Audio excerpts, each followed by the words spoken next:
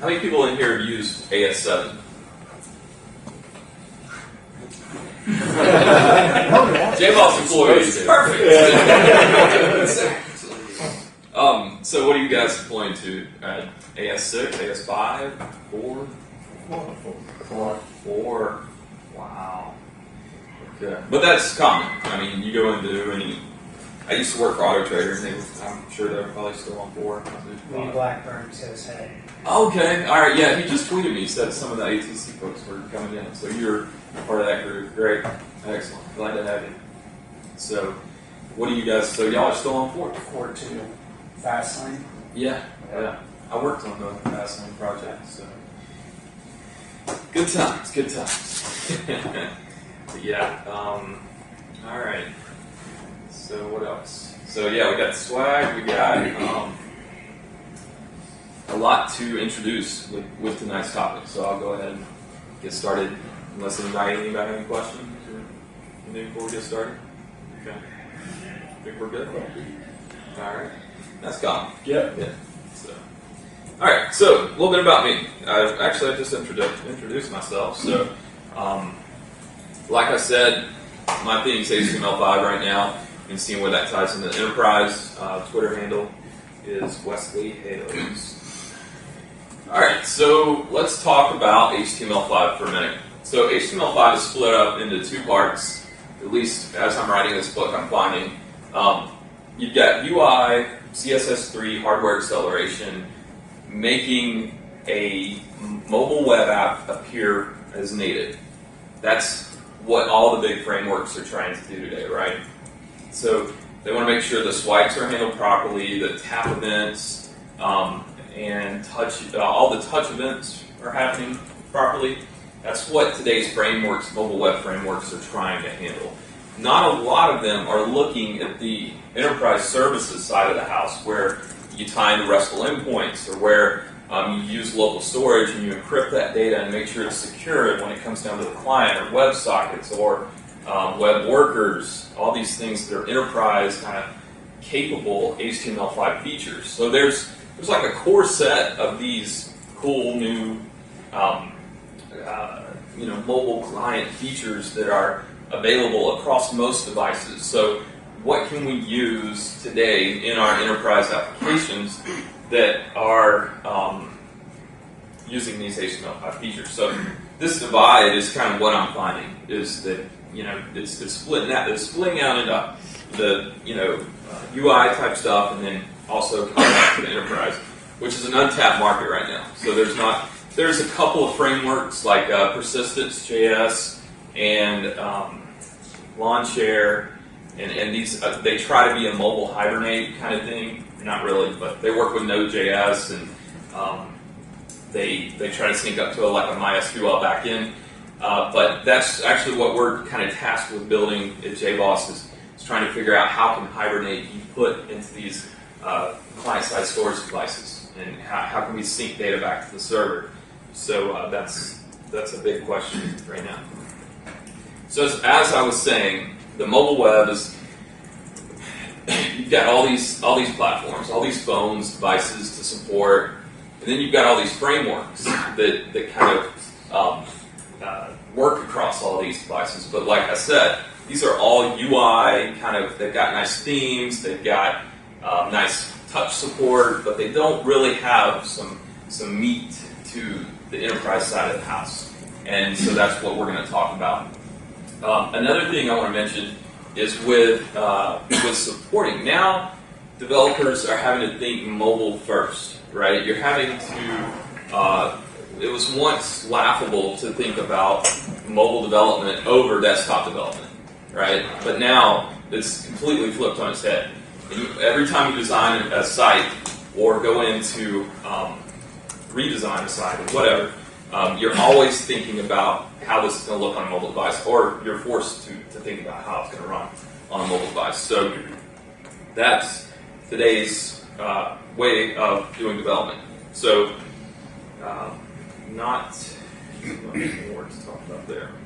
Oh yeah, and one other thing, the new dimension of support. So you've got iOS 3 4 and 5. You've got Android 2, 3, coming up on 4. You never had to support hardware that was on the desktop. So when you had Windows, you would upgrade from Windows XP to Windows Vista to Windows 7, but you never, as IE upgraded, you never worried about what was on that desktop computer. There was not a camera that you cared about on that desktop. There was not a geolocation device on that desktop computer. So as phones progress, you've got all these different levels of support, not only based on the operating system, but also based on what the browser is capable of. So when you look at the matrix, it's not just a matrix of browsers versus versions. It's also, now it's browsers, versions, and device upgrade, or device versions as well, operating system versions. So it's a new dimension. It's incredibly, it can get very complicated, but luckily most mobile devices today, like Apple and Android, they've pushed HTML5 forward in regards to things like local storage, and they've been kind of on the cutting edge from the beginning, so that helps us out a little bit. So today's focus, when I show you a demo or when I am referring to how things are coded, we're going to focus on WebKit. Right now, as of October, WebKit has 75% of the market. WebKit-based devices do. The other few percent are like mobile, Opera Mobile, and there's a few other devices. Windows has like 0.4 of the market, Windows mobile devices, which there's a lot of interest in Windows mobile development right now, but as far as the market share goes, there's virtually none there. So we'll see what happens in the future, but right now, WebKit's the easiest because you can put Safari or WebKit on your desktop environment, and you can test from that, and it's going to be pretty close to what it looks like on a mobile device most of the time. But you have to get an emulator to really handle it. So anyway, WebKit is the Amazon Kindle, the Fire as well, is based on WebKit. The Nokia S60, the Palm Pre. There's a ton of devices based on WebKit, so that's kind of why we're going to focus on that today. All right, so as a back-end developer, as a Java developer, JBoss, whatever, which HTML5 feature should I care about? This is something I touched on earlier.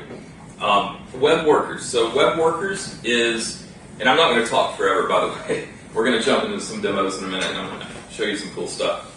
So we're just covering the basis of HTML5. So web workers is multi-threaded JavaScript. So basically you can run JavaScript in another thread. Right now, when you run JavaScript in a browser, it blocks until the page loads or whatever. So web workers allows for you to send payloads across different threads, kind of like transactions. So this is just the infancy of this technology. It is going to grow, and it's going to get bigger, and client-side devices are going to be able to handle some pretty cool stuff. So WebSockets, right now WebSockets is kind of iffy.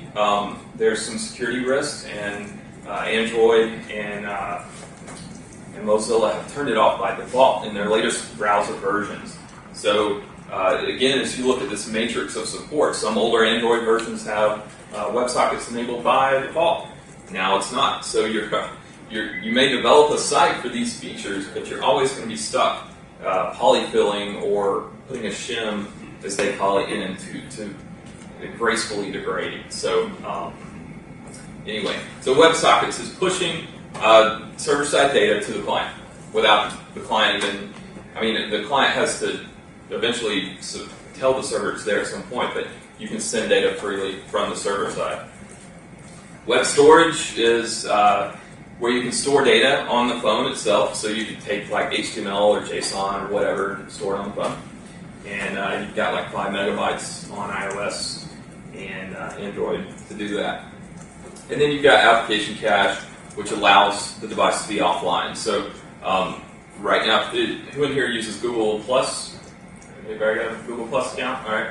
So Google Plus uses application cache. So when you're looking at Google Plus's HTML page from your mobile browser, it uses application cache. When you're offline, you still can pull that up, but when you're online, it populates the page appropriately.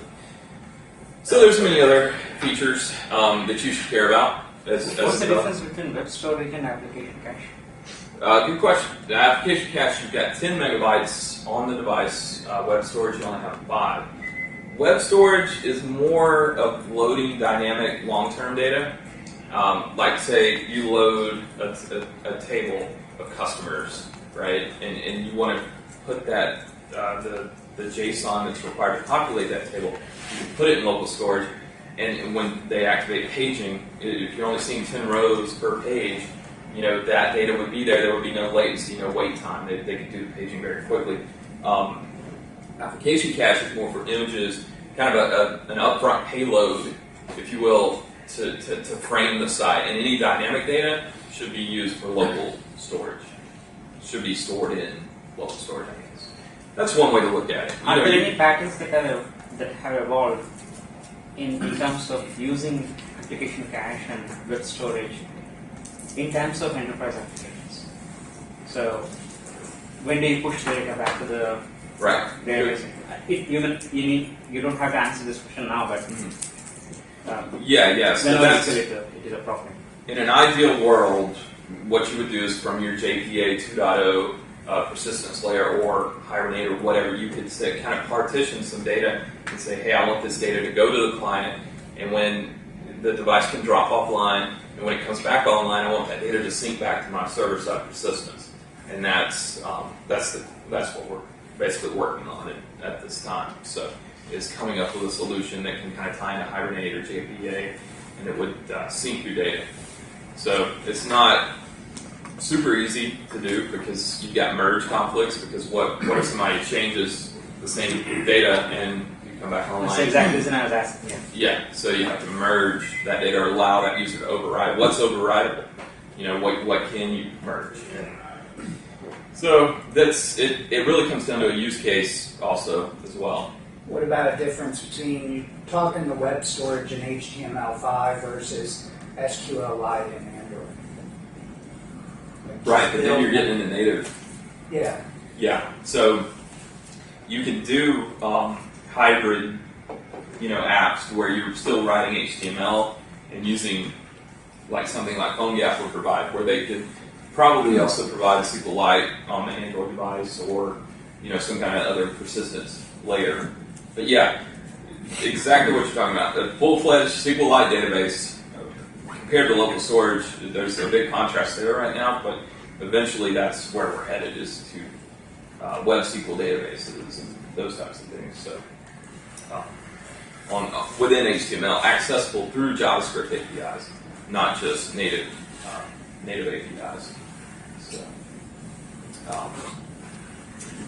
So that's that. And also, just a quick run through. I think I've already touched on this, but what is supported on these devices right now? So WebSockets is disabled by default on Android, and it's available on iOS. So and then Web Workers, which is the threaded JavaScript, is not.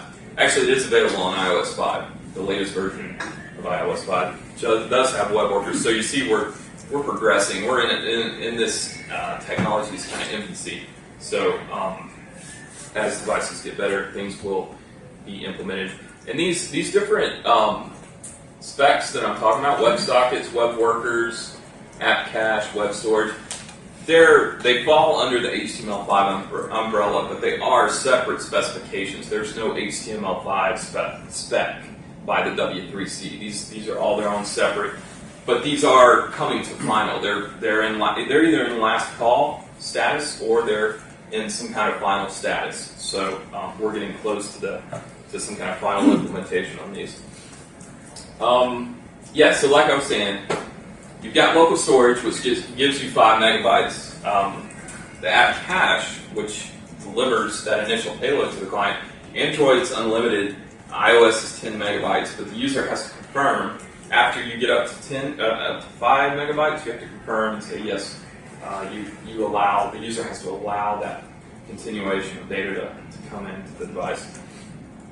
So web storage is 5 megs. Okay, so we're going to jump through a few more things on HTML5 and then we'll get into the demos. So now with HTML5, you have these different MIME mappings. So if you want to use the app cache to create an app that's offline capable, an HTML5 app that's offline capable, you have to serve it with a specific MIME type. And these are from web.xml MIME mappings. So you've got the app cache, and then you've got this HTML sandbox attribute. So all I'm saying here is with HTML5 in these new specifications, they come with some type of MIME mapping that you have to do. So be aware.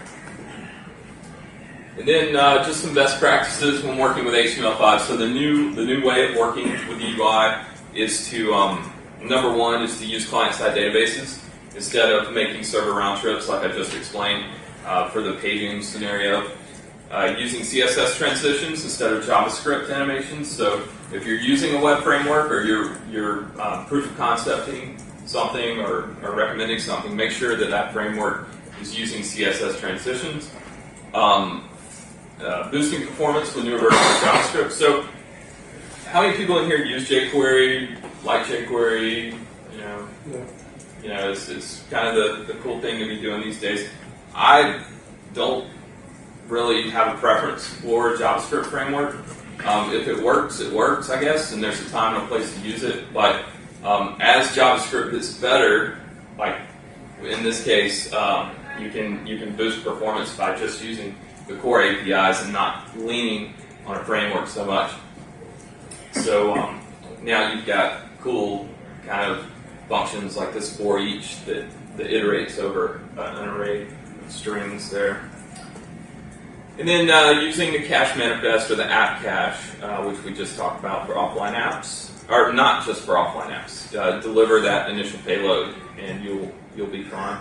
And then HTML5 form attributes. All right.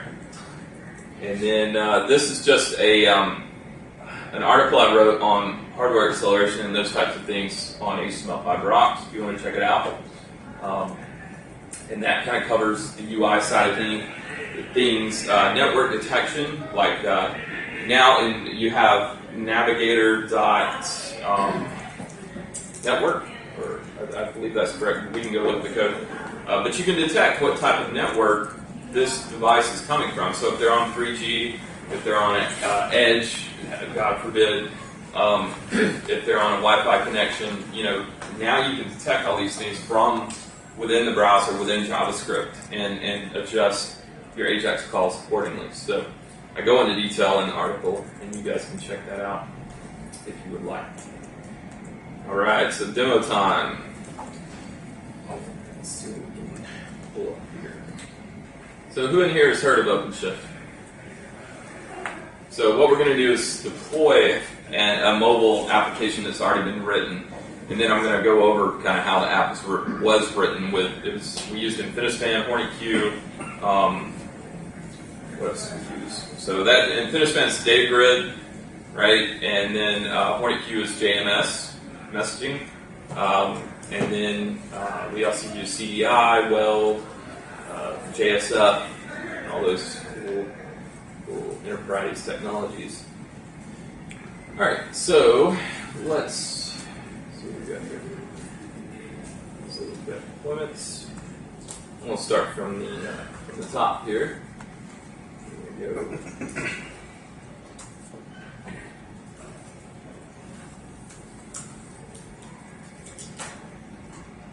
I'm going to do this from the command line to begin with. I'm going to deploy an app to the cloud, and then after that, we'll do it from the command line. RHC. First thing you'll do is RHC create domain, and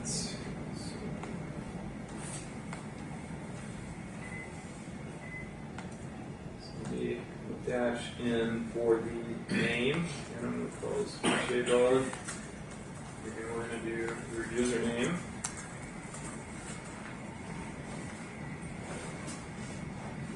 And then that should work.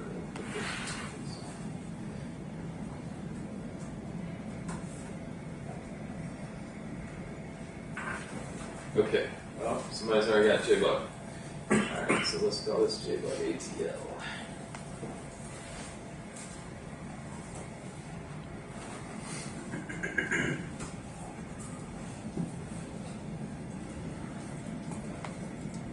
here we're creating our domain that we can put any number of apps into. I don't remember what the limit is, but I put up to like 5 or 6 in here, and it hasn't complained. So next thing we're going to do is RHC create app.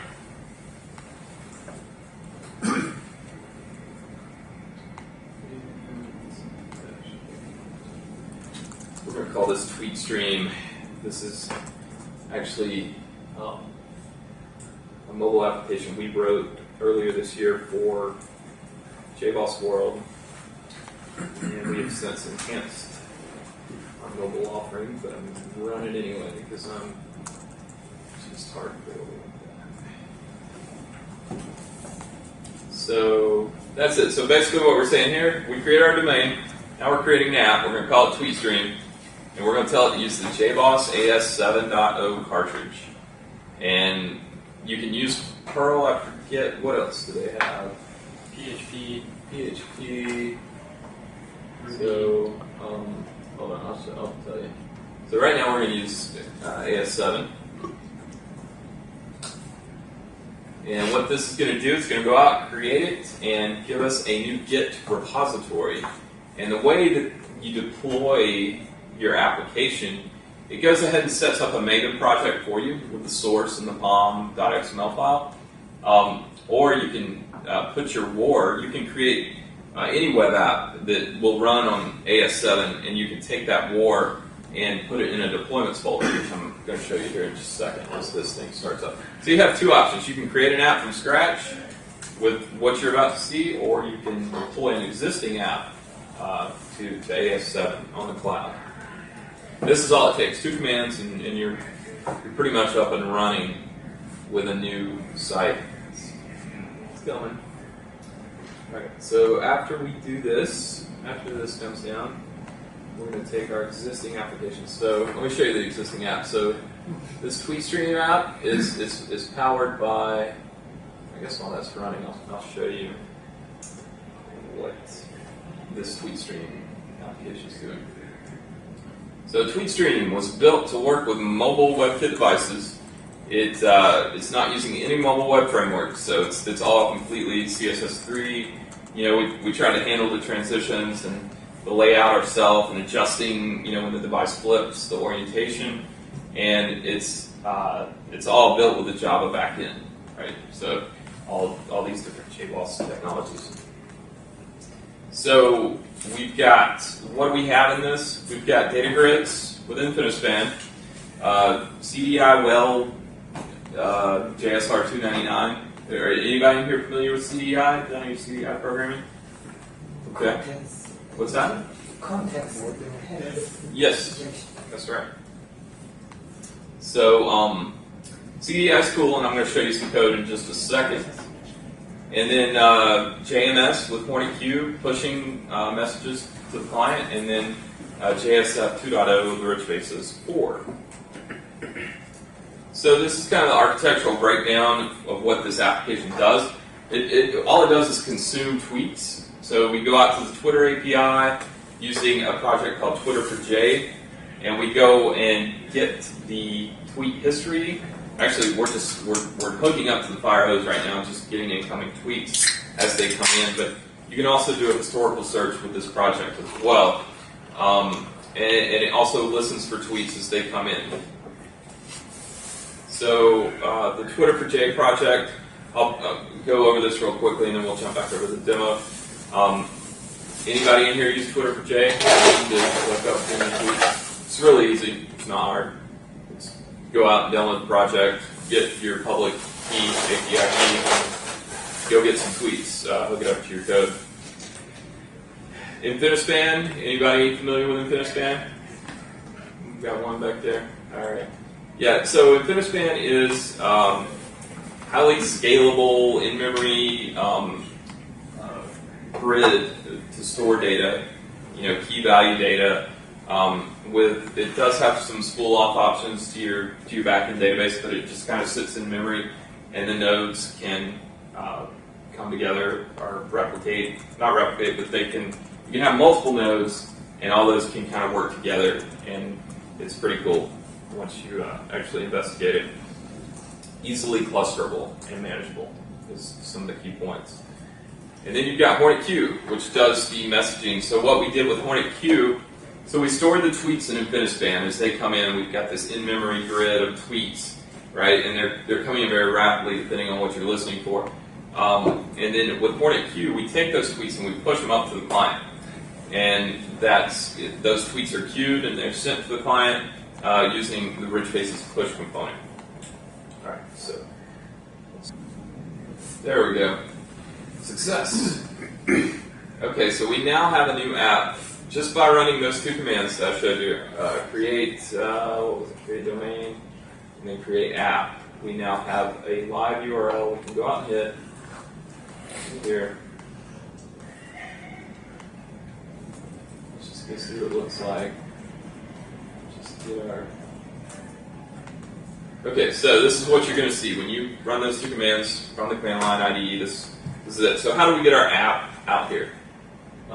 First off, all we're going to do is copy our WAR file to a specific directory. So the app that I just explained to you that uses all these cool technologies, this is it in this WAR file.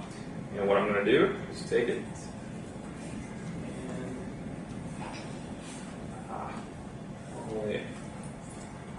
it's going to be out here in JBoss folder, OpenShift. So what it did, this TweetStream 2 folder was automatically created, and it has a Git repository and a source folder, and this is a Maven project, and everything's cool. This is it. This is all. It just kind of gives you a shell, right, to deploy to. So if you have an existing WAR and you want to deploy it to the cloud, you just paste it into this deployment folder. Jump back over the command line and say, where are we at? CD, TweetStream, go on that deployments folder, make sure it's there. And can you guys see that okay? Is that too low? Can you raise that up a little bit? Alright, so we've got our TweetStream WAR in there, and now we're going to git add TweetStream WAR. We'll do a git commit.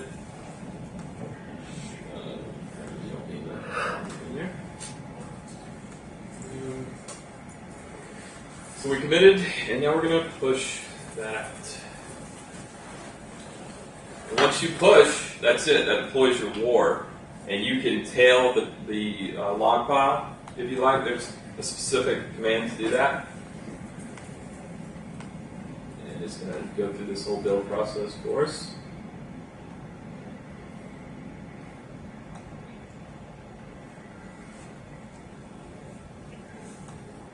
So now we can go out and do our application.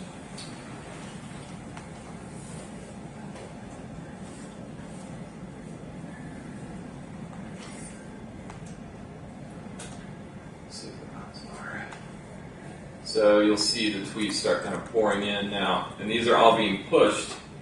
These are live from Twitter being pushed to our UI using, they're being initially kind of stored in a holding area with InfiniSpan data grids. And then we're taking those tweets and pushing them out via the JMS messaging queue and using Rich Faces 4, JSF, on the front end to the JS. So all this stuff's kind of taken care of for us, right? We don't have to write the JavaScript and don't have to worry about WebSockets. This is kind of the easy way to get a really highly scalable app up and running. And all this is out on GitHub. You can view the source. You can reference it for whatever you might need it for. Any questions on this app at all? Anybody curious how it was written or what we're doing? It also takes the top tags. So basically, there's a properties file that has like the tags we want to listen for. So we're listening for Java. Obviously, that's what's coming up now.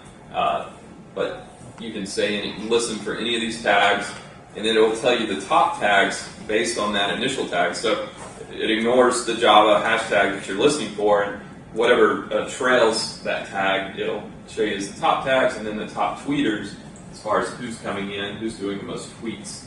So it's good to have at conferences, to get crowd participation. Let's see if anybody's awake. Yeah. Ask a question. All right. Who wants a shirt, a water bottle, and a hat? Trifecta. Go outside and you're not dehydrated. Yeah, so come up with a question that none of them will know. Let's Jeremy cut it first. Just kidding. Give him an easy one first. Get him. tee up a softball here. Look at that. There comes Jeremy right here.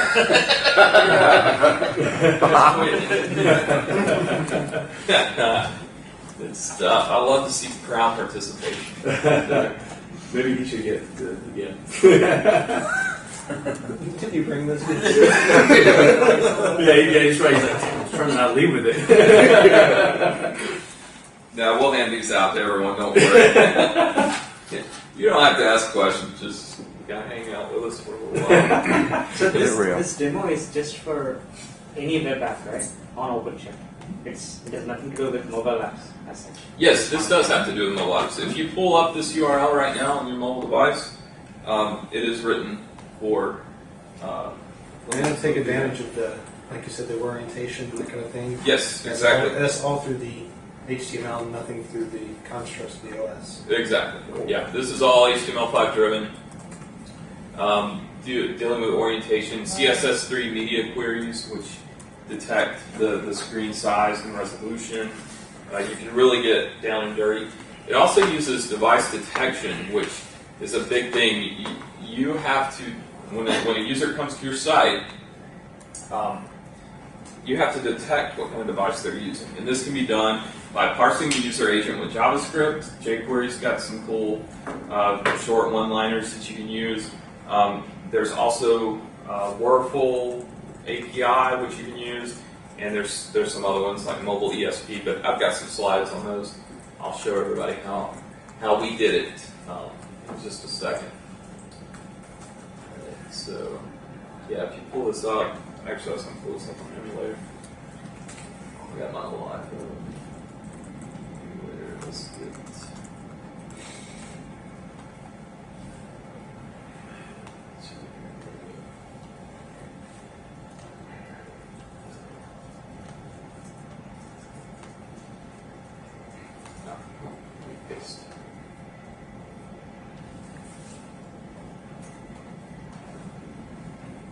Alright, so let's see if this can pull up. Yeah, so it's running right now. There must be a tweet that's caused it to go out of bounds there, not breaking properly. Yeah, so doesn't look too hot. But yeah, you can see how now the top tags and the top tweeters is now a button that transitions. So Is UI there two separate HTMLs or is the same JS just that's generating both? It's the same code, basically, just adjusted with CSS. And so that's kind of the power of CSS3, is allowing you to have a fluid design that adjusts and scales properly. So the CSS loading different CSS style sheets depending on what the format is? Yes, yeah, there is a determination based on, we're detecting iPad, iPhone, we're detecting tablet devices. So let me pull up the code so I can show you guys what this looks like.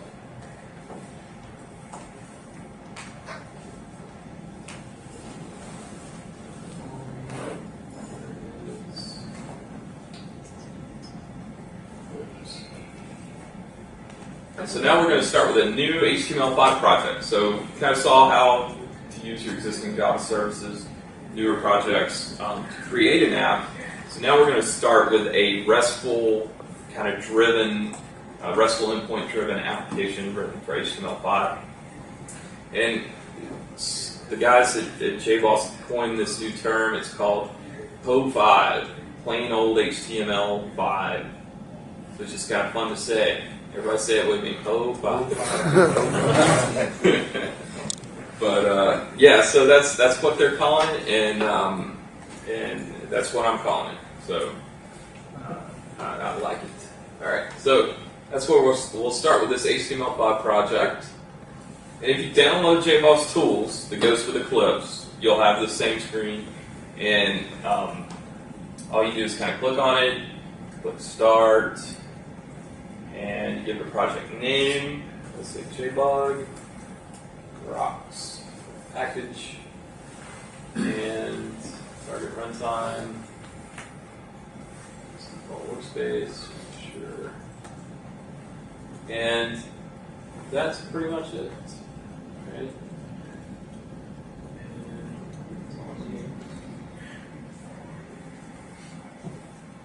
So what this is doing is creating a project from an archetype that's basically using HTML5, jQuery kind of development model, using jQuery to access the GET services, the REST services through GET and POST.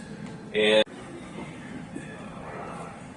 so here is another way to do client-side detection. Like I just showed you that big long class file and integrating it with the expression language and all that.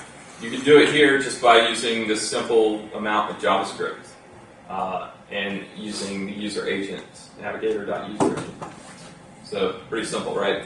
So another alternative. If it's a mobile device, it goes to mobile.html. If you're on the desktop, it goes to desktop. Can you add more user agents there in that? Oh yeah, yeah, because this is a core API just from the browser itself, navigator.user agent.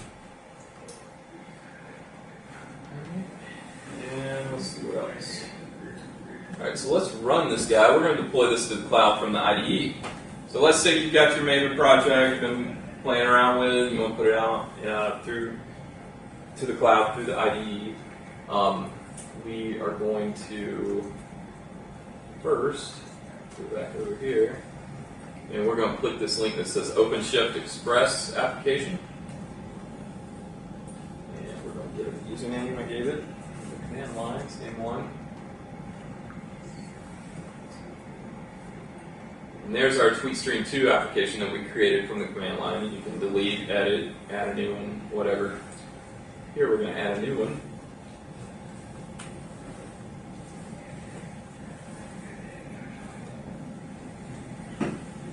We call it Po5. That is the new word to say.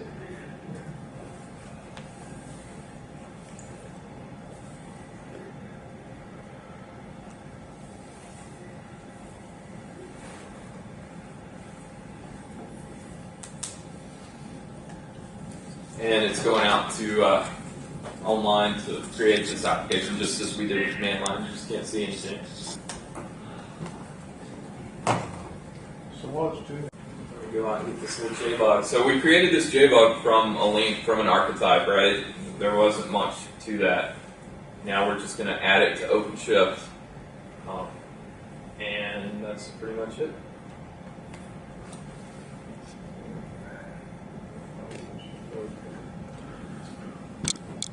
So it's going to be po5-jbog-atl.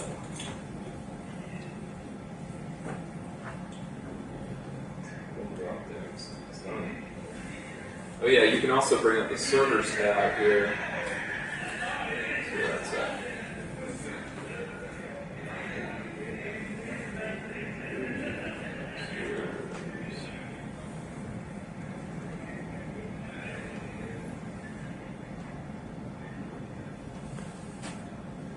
So now we have our local instance of JBoss application server that we can deploy to and test on.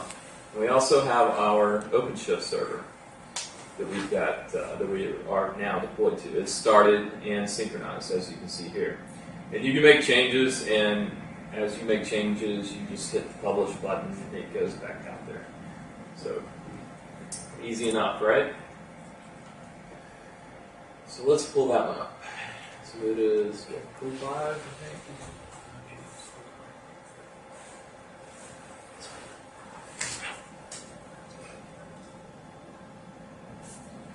And then context was JBoss.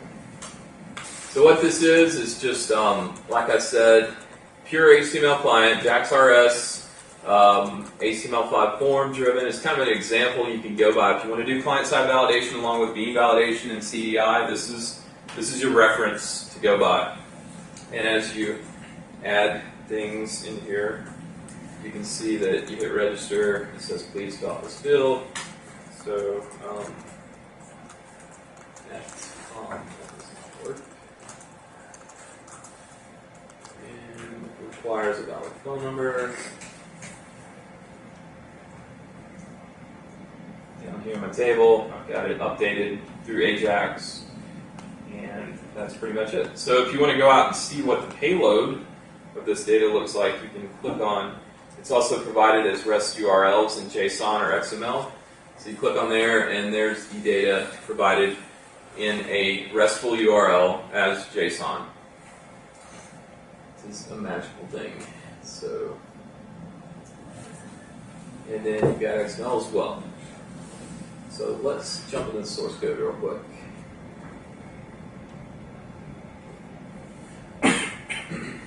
So there's not a lot to the source. It's just kind of an example for you to go by. Let's see what we got here. This member service. As you can see here, we have a path, which is /members. This is a request scope being. Let's see what else we got.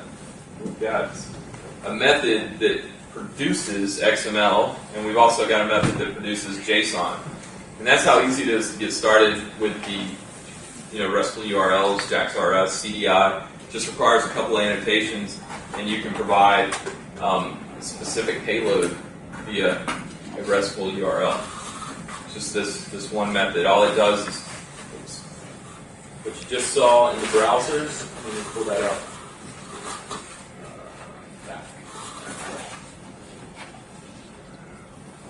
So when we click on this link, we see that it's /res/members, and then the ID of this member. So you go back over to the source code, and you got /JSON. Here it is, /members.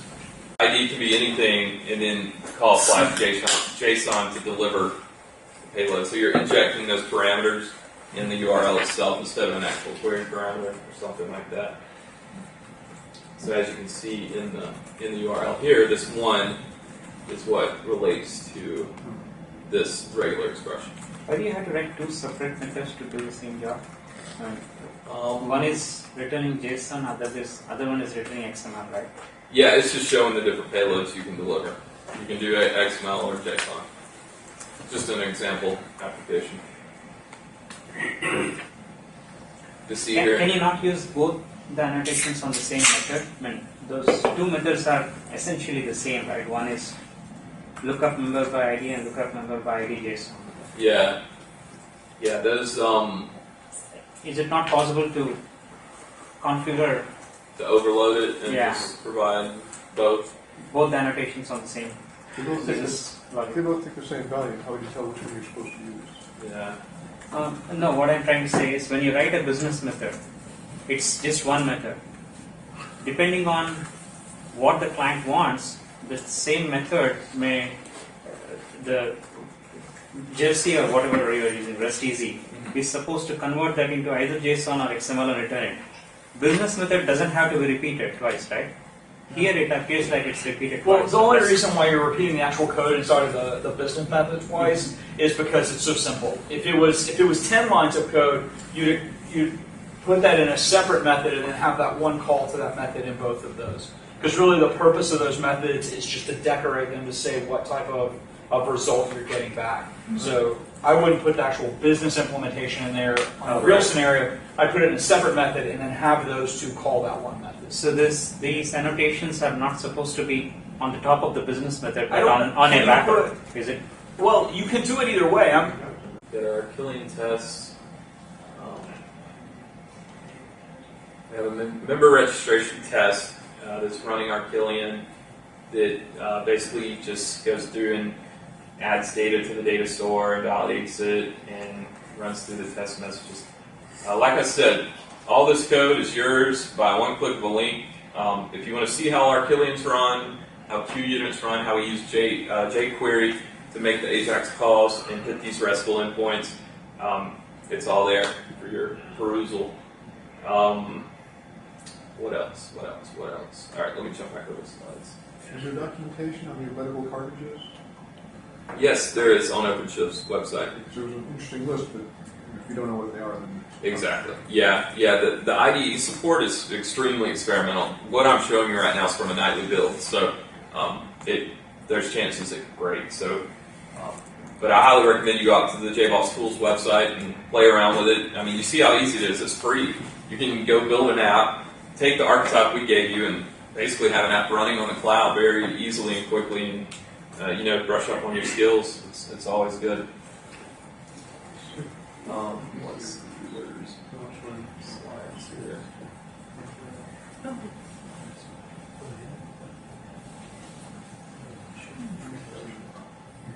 Is there any implementation for digest authentication on REST?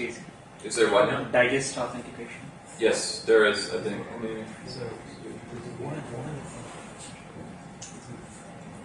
Yes. Basic and digest are the easiest way to set up REST stateless. Yeah. Any sample code that explains all this?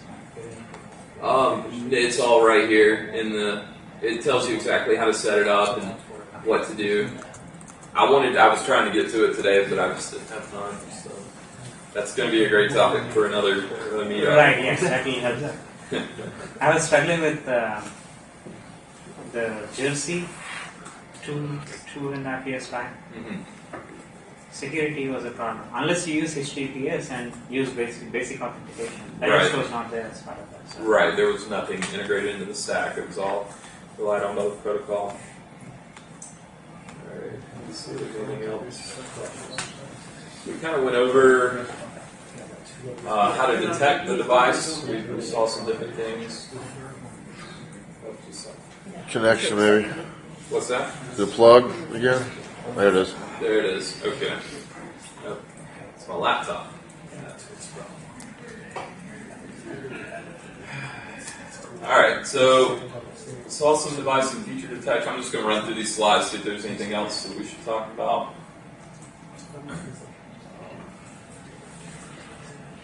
Any questions, you guys? Does anybody have any questions about anything? How much native interaction can you do with the device? Could you actually send SMS onto the device like that? Through HTML? Yeah. It's pretty limited right now. being worked on. I mean, the specs, there's a million specs out there to get those native-like capabilities, but to what is implemented on the device today, what can you code to today, is kind of what I showed you. Web storage, web sockets, local storage, and even that support's limited. So it varies greatly. So, like, what's the standard that's keeping these? And obviously, we're talking about HTML5, but we're talking about something that's HTML5 is contained within, the browser, which is then contained within a JDK or something similar, some kind of runtime place, and then that's contained within the OS. So you're talking about a lot of containers to get to certain lower level features. Like, is there a governing body or you know what I'm saying? He's going to get that. Yeah. It's like the user agent is responsible for native access. So if it's Chrome running on a phone, or if it's Firefox or the native WebKit browsers, it's their responsibility for tapping into those native features through whatever stack that OS provides. Right. So this is going to be something that vary across platforms. Then. Yes, but the spec is what dictates that the API stay consistent. Okay. So. Okay. There's a lot. Like I said, the whole mobile topic. There's a ton of things to talk about. You've got feature detection on the front end with frameworks like Modernizer. But not trying to. I wanted to stick more on the back end services for this talk and not get too much into the UI. Let's see. That's just CSS. And then WebSockets. So rich bases, which is a JSF component library. Anybody familiar with rich bases? So that we have a rich bases push component, which is what I used in the TweetStream demo, which ties into JMS. So as things come into the queue on the back end, it pushes those objects out to the UI. Very easy to work with. You don't have to do a lot of coding to get something like that up and running. And let's see what else. It just explains how to use it.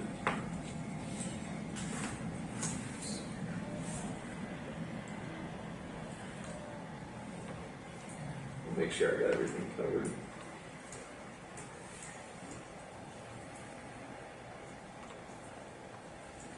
Yeah, so that's pretty much it. All right. Yes.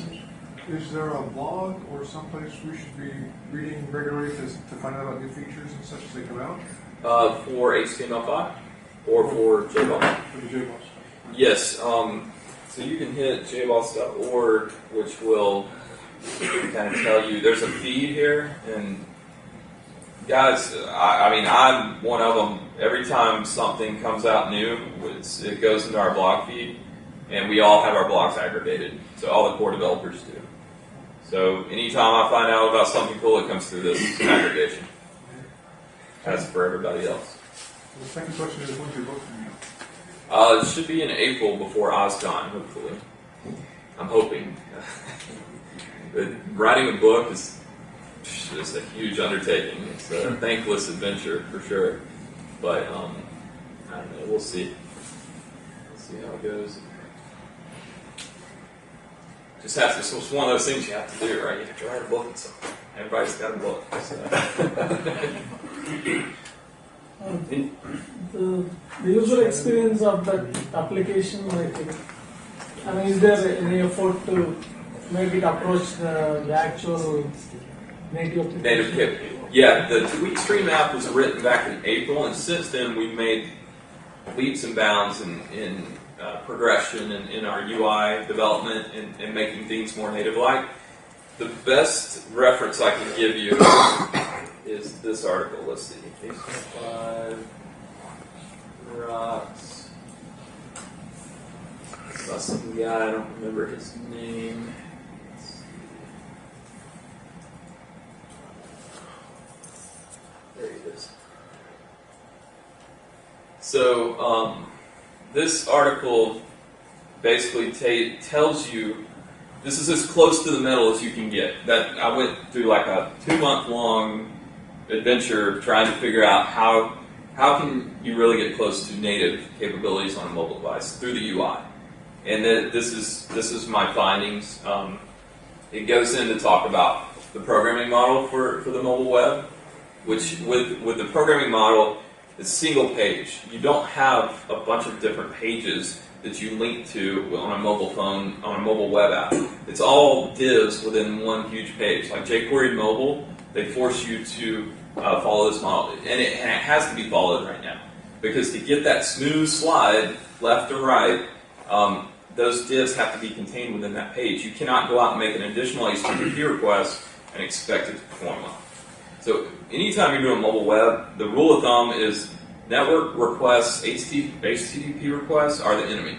Don't want to make any. Even with CSS and JavaScript, you want it, if you can, you want it included. There's times where you have to include those files with their natural ways. But yeah, so yeah, this article goes on to explain all the way down to, like, if you want to debug your UI and see how much memory. Even with caching and storage, it's still not desirable in multiple pages.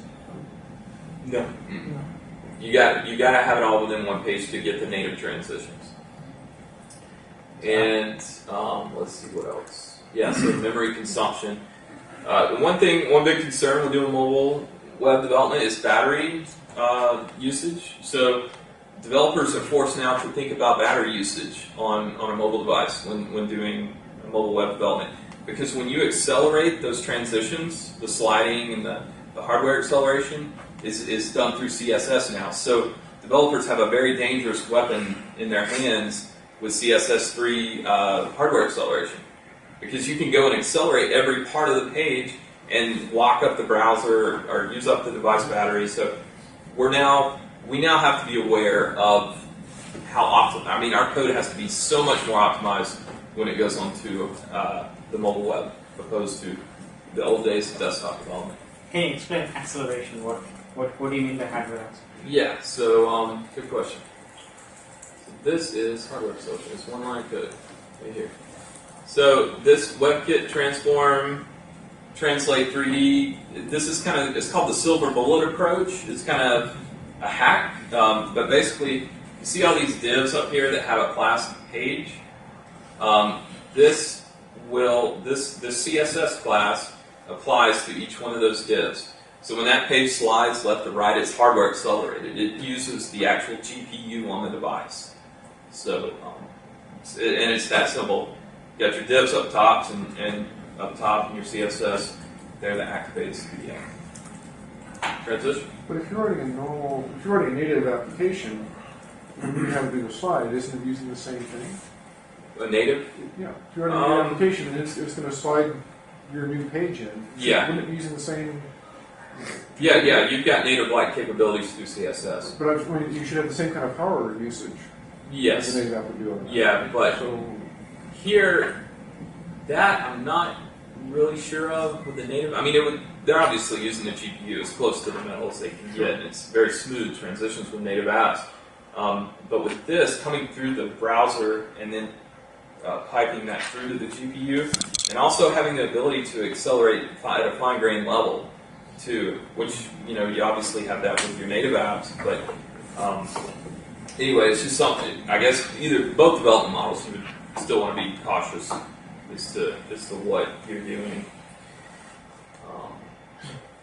Where do you think this fits in now? Like, is this a real competitor to, as opposed to making like native apps like Angry Birds, or is this more like for the corporate website? It's progressing. It's kind of like, you jump on early in high risk, high reward kind of thing. The mobile web is going to progress over native eventually. So you can be on the native boat now. You can do hybrid apps that use kind of both things, or you can do completely HTML5. But I guess I just have this desire to push this technology forward, because the app stores, they take 30% off the top end of your profits, and it's just ridiculous with native apps and what Apple forces you, the kind of constraints you're forced into, the apps you can write. Well, on top of that, I mean, if you can get some of this ubiquitous cross platforms like HTML5, it becomes a lot easier to be portable.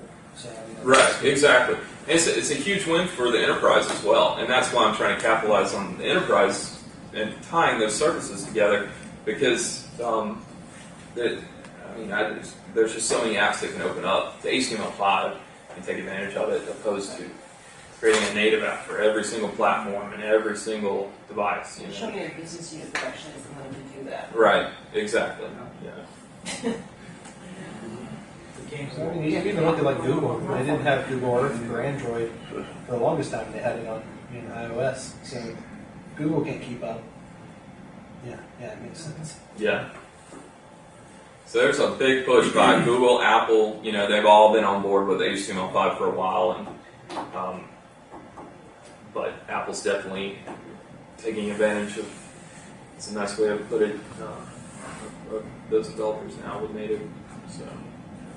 If there is money to be made on the App Store, why would Apple push for or do a good job with this? For HTML5, yeah, it's kind of a mixed message, isn't it? Yeah, it's